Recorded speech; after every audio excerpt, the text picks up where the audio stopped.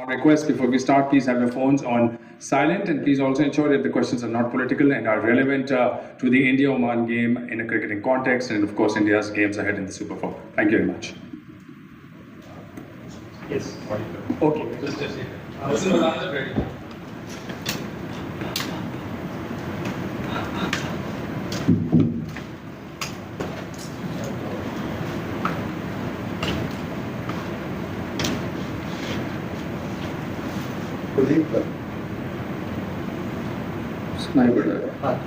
कुलदीप कुलदीप दो player of the matches performance आई है और जिस तरह से आपका इंग्लैंड टूर गया था, मैचेस नहीं मिले थे, उस 2 महीने 3 महीने के बाद आके स्ट्रेट अवे परफॉर्म करना कितना चैलेंजिंग रहा है। और अब आपके मेंटल प्रिपरेशन के बारे में थोड़ा सा बताइए कि बैठे रहना आसान नहीं होता, बट आके स्ट्रेट अवे परफॉर्म करना क्या चैलेंजेस रहे हैं इस टूर्नामेंट?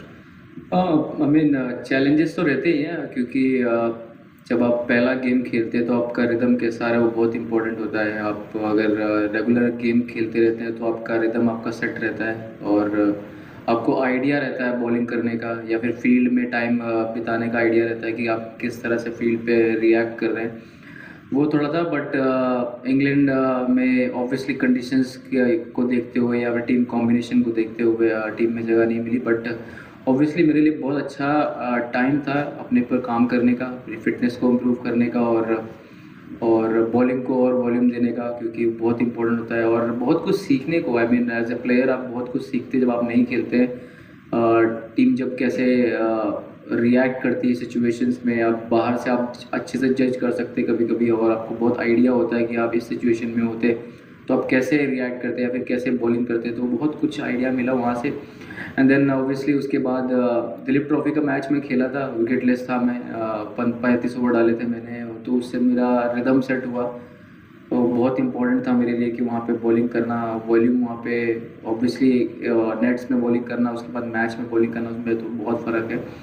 बट हाँ, फिर जब पहला मैच खेल रहा तो ऑब्वियसली आप चाहते हो, बहुत टाइम के बाद खेले तो आप चाहते हो कि आप अच्छी परफॉर्मेंस करें, बट उतना दिमाग में मेरे था नहीं। जस्ट कि मैं जो मेरी स्ट्रेंथ रही है उस पर मैं फोकस करूं और कोशिश करूं कि अच्छे एरियाज में बॉलिंग करूं। कुलदीप, आपने अभी बात की दिलीप ट्रॉफी में आपको विकेट नहीं मिला था जस्ट यहाँ से आने से पहले। अभी इस टूर्नामेंट में सिर्फ 37 गेंदें आपने डाली है, 7 विकेट, मतलब हर अमूमन 5वीं गेंद पे विकेट ले रहे हैं। Is this the best you have bowled in T20 international? नहीं, मैं T20 के आंकड़े मेरे बहुत अच्छे हैं तो मुझे ऐसा लगता नहीं है कि मैं उतनी अच्छी बॉलिंग कर रहा हूँ, बट मुझे ऐसा लगता है कि मैं इम्प्रूव कर सकता हूँ और बेटर हो सकता हूँ, क्योंकि सिचुएशन पे बैट्समैन को रीड करना, कभी कभी आप मिस्टेक कर देते हैं इस फॉर्मेट में। जब आप हमेशा टॉप में होते हैं किसी भी टीम के और आप छोटी छोटी मिस्टेक करते हैं, वो आप नोटिस नहीं करते, बट आपको फील होता है कि नहीं आपने गलती की है, तो उस पर मुझे काम करना है अभी भी। और मुझे ऐसा लगता है बॉलिंग में और भी काम करने की ज़रूरत है, क्योंकि फॉर्मेट्स और भी हैं और इम्पॉर्टेंट होता है कि आपके हाथ से बॉल कैसा चल रहा है, आप खुश हैं कि नहीं खुश हैं उससे। वो सिर्फ आप अपनी बेस्ट जज हो सकते हैं और मुझे लगता है कि अभी थोड़ा और काम करने की ज़रूरत है।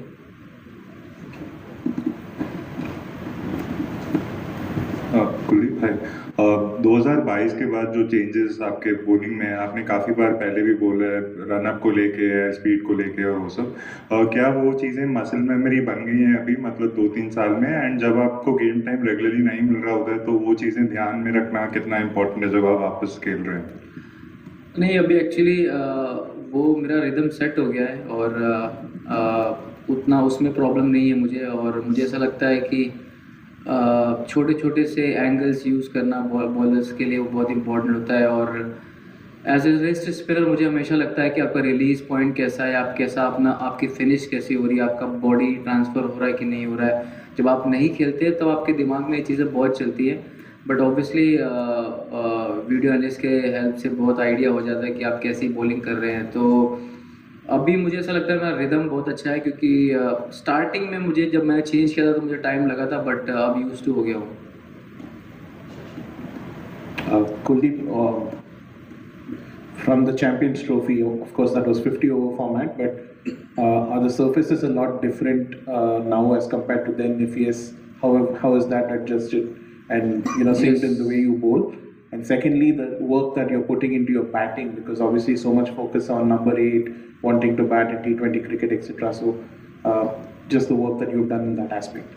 Obviously not worried about batting, you know, even whenever you get the opportunity to bat during net session, I generally bat, and it's very important to bat in the game. That's the most important thing for any batter who wanted to improve his batting. So match पे batting मिलना बहुत important है, but obviously I've been working a lot on my batting. Secondly, in terms of the pitch conditions, I feel these wickets are perfect for the spinner because you get the bounce and the zip. If you compare to the Champions Trophy wicket, the wickets were very slow, and you have to put a lot of revs on the ball and to get the extra bounce and the pace as well. So if I see now as a pitch for bowler, it's perfect, as well as for batsman, it's perfect. You know, if you compare to the Champions Trophy, that was slow track and it was very difficult for batter to score runs, and even for rested spinner to get the bounce and turn and to produce any kind of wicket. Kuldeep, you are part of a 4-man spin attack in the Champions Trophy. यहाँ पे 3 of you are playing. Can you just tell us about the chemistry between you and Varun and Akshar? Look, pretty much very simple. You know, everyone knows their job, and my job is to take wicket in the middle overs. Akshar, obviously, we have seen him bowling in the power play, and he done the controlling job for us. And obviously, between me, Varun, and Akshar, we are very experienced in T20 format and understand the role very well. And giving a lot of inputs really helped me or anyone who's bowling in the middle. So yeah, whether it's Akshar or Varun and me, you know, whenever whosoever is bowling first, probably assess the conditions really well and then probably suggest something. So it's good combination, and we are very happy with that. Kuldeep भाई, पाकिस्तान के साथ आपकी लगातार performance आती रही है 2018 से लेकर अब तक. ये जो हमने पिछला मैच खेला, ये कितना डिफरेंट था, क्या आप बता पाएंगे? और क्या ऐसा होता है कि आपकी परफॉर्मेंस हमेशा आती है? मतलब हार्दिक भाई भी हैं, रोहित भाई भी थे, विराट भाई भी थे, बट ये कुछ लोगों की परफॉर्मेंस, क्या ऐसा स्पेशल कोई अलग मोटिवेशन होता है, specially by playing against Pakistan, कुछ अलग चलता है माइंड में? और ये वाला कितना डिफरेंट था? नहीं, डिफरेंट तो नहीं था, क्योंकि आप पिच पे उतरते हो तो कोई डिफरेंट नहीं होता. आपके सामने एक बैट्समैन होता है, उसको आप बॉल डालनी है, और इट्स जस्ट द माइंडसेट कि आप चाहते हो कि आप उनके अगेंस्ट बेस्ट करो, और आप चाहते नहीं हो कि आप पीछे हटो कोई भी स्टेप लेने में. तो हमेशा मोटिवेशन यही रहती है कि इनके अगेंस्ट अच्छा करना है. ऑब्वियसली जो हमारी हिस्ट्री रही है वो द उसकी वजह से भी हो सकता है, बट हाँ, इट्स जस्ट कि बहुत लकी हो कि अच्छा परफॉर्मेंस हो रहा है इनके अगेंस्ट, और ऐसे ही चलता रहे तो ज़्यादा इंपॉर्टेंट है. और बिल्कुल कुछ ज़्यादा स्पेशल करने की कोशिश नहीं करता. बैट्समैन को रीड करता हूँ कौन कैसी बैटिंग करते हैं. ऑब्वियसली इनके साथ काफ़ी मैचेस खेला है, तो पर्टिकुलरली बैट्समैन के बारे में आइडिया है कौन कैसा खेलता है. कुछ नए प्लेयर हैं, बट ऑब्वियसली उनके साथ खेलूँ तो ज़्यादा आइडिया होता है कि वो कौन कैसा खेलता है. बट उसी को कंट्रोल में रखते हुए और अपनी स्किल को बीच में मिक्स करते हुए, वही बहुत इंपॉर्टेंट है. कुलदीप,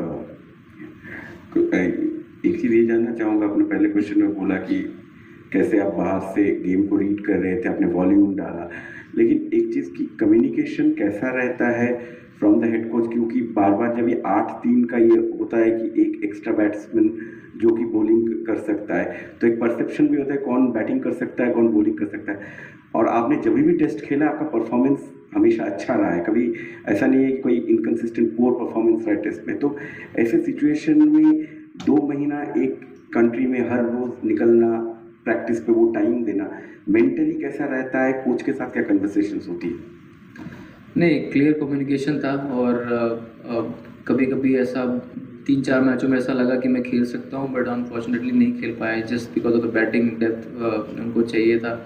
और कम्युनिकेशन बहुत क्लियर था, और मुझे ऐसा लगता है कि वो बहुत इंपॉर्टेंट चीज़ है. गौती भाई का बहुत स्ट्रेट फॉरवर्ड था, और कभी मुझे लगा कि खेल सकता हूँ, बट जैसा आपको पता ही है कि बैटिंग डेप्थ की वजह से हम नहीं वैसा हुआ. बट एज जस्ट कि ऐसा कुछ नहीं था कि पर्टिकुलरली स्किल को लेके या फिर बैटिंग को लेके ऐसा कुछ था।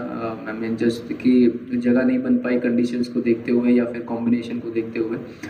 बट रही बात टाइम स्पेंड की, बहुत इन्जॉय किया मैंने अपना टाइम और बहुत कुछ सीखने को मिला। जब आप नहीं खेलते तो ज़्यादा सीखते हैं और एक बेटर प्लेयर आप होते हैं, क्योंकि आपको बहुत आइडिया होता है कि सिचुएशन में आप कैसे रिएक्ट करेंगे। बहुत ईजी है किसी को ब्लेम करना और बहुत टफ है अपने आप को वो चीज़ अंदर लेना और इम्प्रूव करना कि मैं किस चीज़ में वीक हूँ और किस चीज़ में मुझे काम करना चाहिए और कैसे बेटर प्लेयर बनना चाहिए। तो दो रास्ते होते हैं, प्लेयर अपने हिसाब से चूज़ करते हैं उनको किस रास्ते पे जाना है। बट बहुत इंपॉर्टेंट है कि आप मेहनत करते रहें, किसी चीज़ को छोड़े ना और हमेशा लगे रहें। गेम ऐसी चीज़ है जो आपको हमेशा अच्छे दिन भी दिखाती है, बुरे टाइम भी दिखाती है। बट एक ऐसी चीज़ है कि अगर आप नहीं खेलते हैं तो एटलीस्ट आपके पास खुद इतना टाइम होता है कि अपने आप काम करें और बेटर प्लेयर बन के निकलें जब आपको मौका मिले।